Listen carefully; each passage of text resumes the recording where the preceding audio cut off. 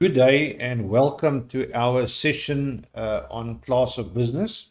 I am the Managing Director of Integrity Academy and will be sharing this following presentation with you.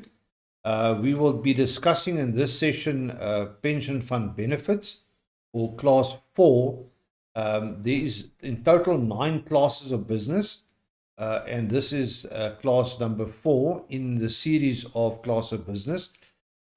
We will discuss the following learning outcomes with you, and they consist of 11 units that we've broken this presentation into. The first unit that we'll discuss next would be analyze the needs and the motivation of an organization in establishing a retirement fund. Now, one need to understand why would a company or an organization decide to start a retirement fund and what would be the reasoning behind that. So we'll discuss that in the next session. Then Unit 2, we discuss introduction to retirement funds.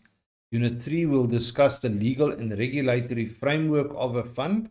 Now, this is a rather lengthy session, so we possibly will break it into two sections. Then financing of retirement funds in Unit 4. Unit 5, management of retirement funds. Unit 6, retirement fund investments. Unit 7, retirement fund benefits. Unit 8, fund administration and record keeping. Unit 9, fund governance. Unit 10, insurance arrangements of a fund. And then the final session, we'll discuss industry role players. Now, let's just discuss what exactly is class of business and why would you need to do class of business.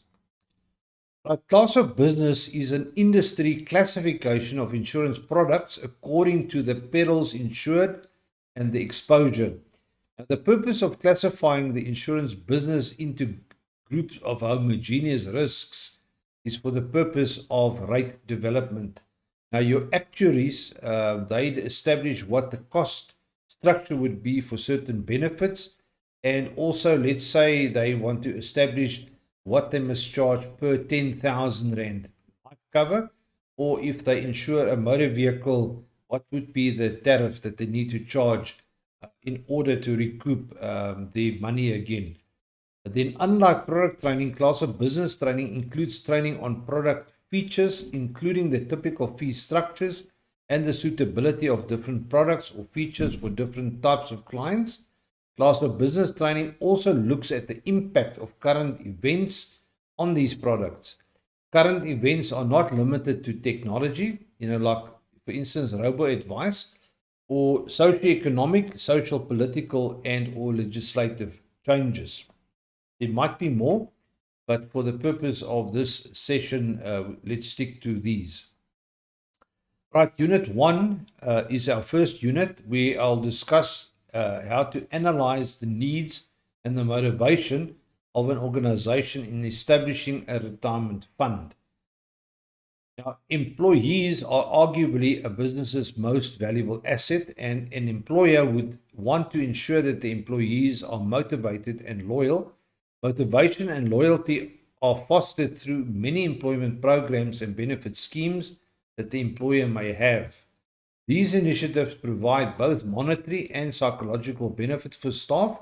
Generally, most employees would prioritize the salary and other financial rewards or benefits that they are entitled to under their employment at the specific employer. Now, let's have a look at a few reasons why an employer should have a pension fund benefit in place for its staff. Number 1 is cost-effective savings. We'll discuss each of these in more detail. Tax-effective savings, savings and other benefits, recruiting and retaining desired employees, and then long-term saving goals of the government. Right, the first one, cost-effective savings. A group retirement fund provides a cost-effective way for people to save for their retirement. Economies of scale apply to the fees for administering these arrangements, thereby the administrative costs of saving is less per individual. And we'll look at a practical example just now. In other words, it is generically cheaper for an individual staff member to save for retirement through a retirement fund than through an individual savings product such as a retirement annuity or an endowment policy or a unit trust investment.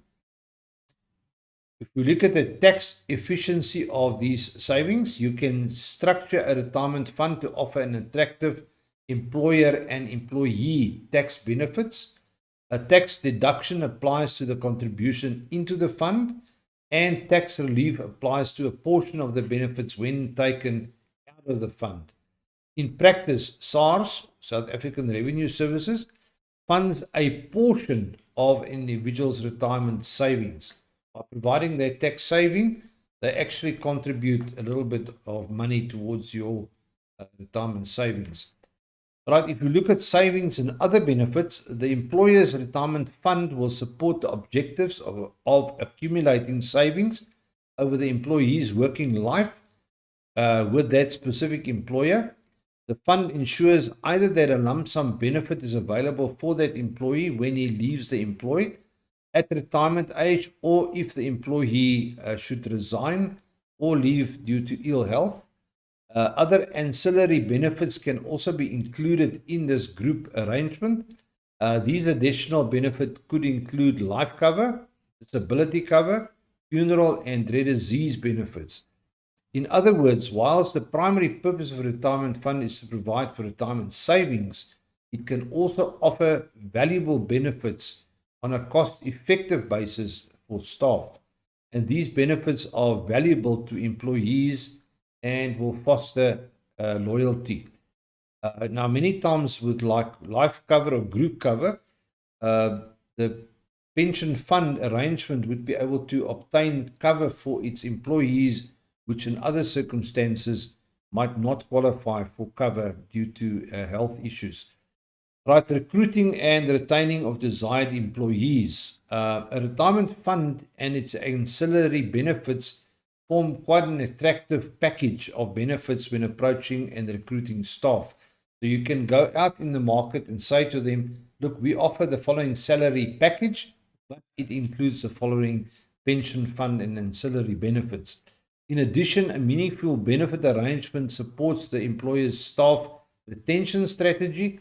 Employees would not generally move to an employer that offers them fewer benefits or a smaller package, salary package. If we look at an overview of savings in South Africa, while government and corporates are saving, the individuals, South Africans, are not. And the trend appears to be getting worse each year. The fundamental reason for this differential lies in consumer behavior, and several measures need to be adopted to develop a savings culture in our country. Education would be a core strategy, and campaigns must be directed at helping people to understand the importance of saving. As many more people move into gainful employment, families begin to have more money that can be directed towards savings. Therefore, job creation is seen by government as a key vehicle of encouraging savings. Savings is all about discipline and people spending less than what they earn. A good rule of thumb is to at least invest 15% plus of your monthly income into some kind of or form of savings. People will have to adjust their lifestyles and the way they live so they can accommodate and redirect of income into a savings plan or scheme. After a few years, people will get used to the idea and you will become a regular saver. Right now, in order to go to a client and an employer to go and do a pension fund for them, you will have to analyze the staff information and data and compile a profile of that organization. Right, the structure and the design of the benefits provided by the group retirement fund depends on the organization and its staff profile.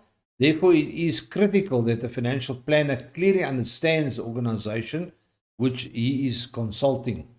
When analyzing a company to structure its retirement fund and ancillary benefits, it is essential to consider at least the following. the industry in which this employer is operating, the number of staff in his employ, the salary profile of the staff, and then also the demographics, of the staff. Now let's just have a look at a example. You are consulting two organizations. The one is ABC and the other one is XYZ. Each of them has 100 permanent employed staff. ABC's average annual salary profile is 50,000 per annum per individual, or it comes to about 5 million total salary bill per year.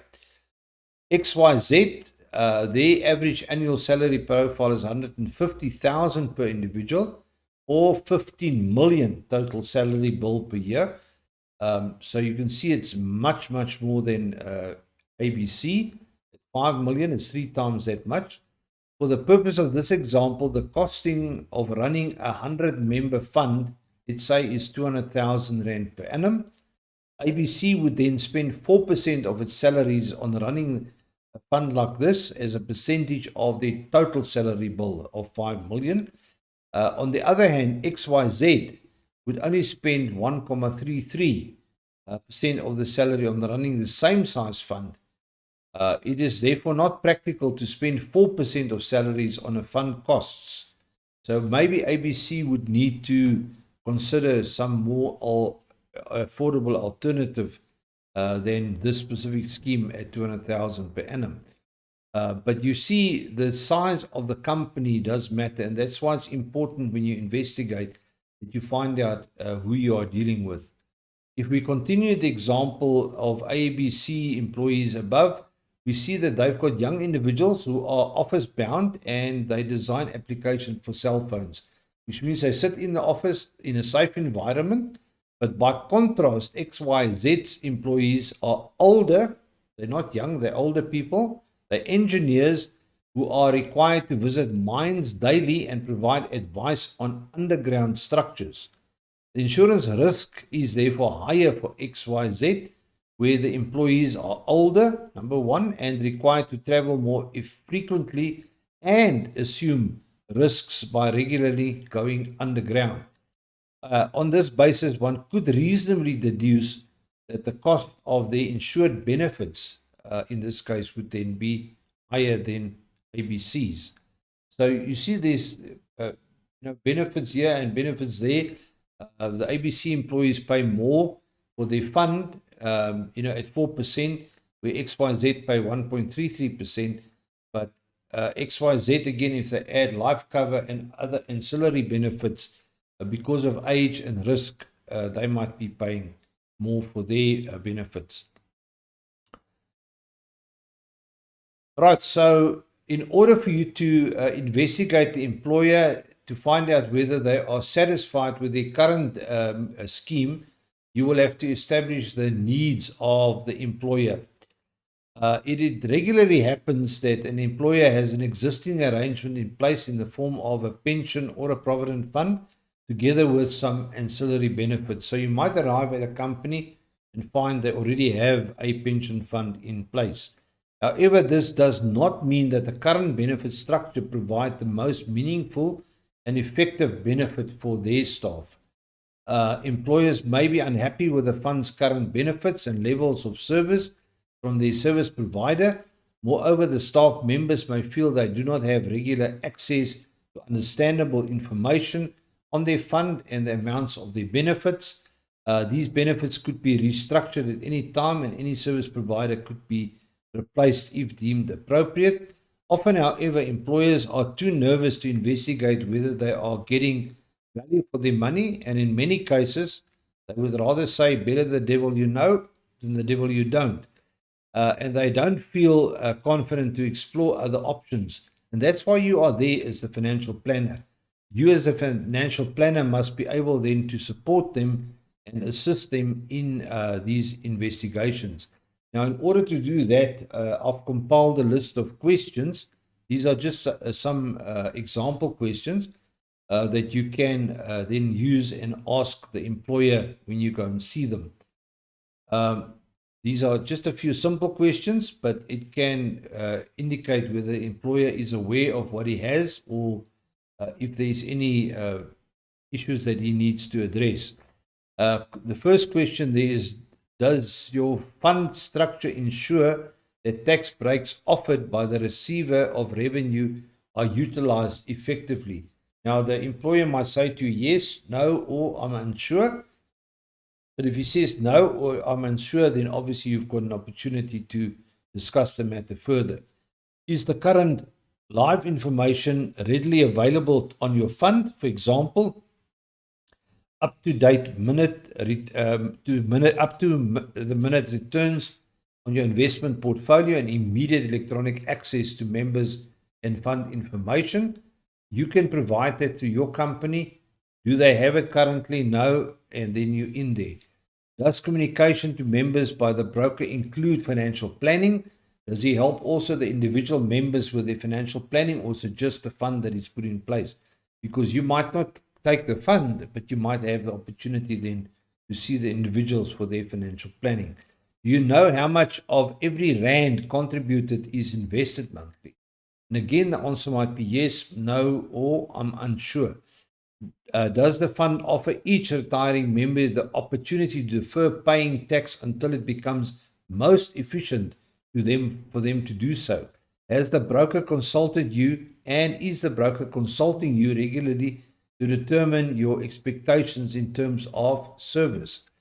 Does the broker ensure that the fund complies with new and amended legislation?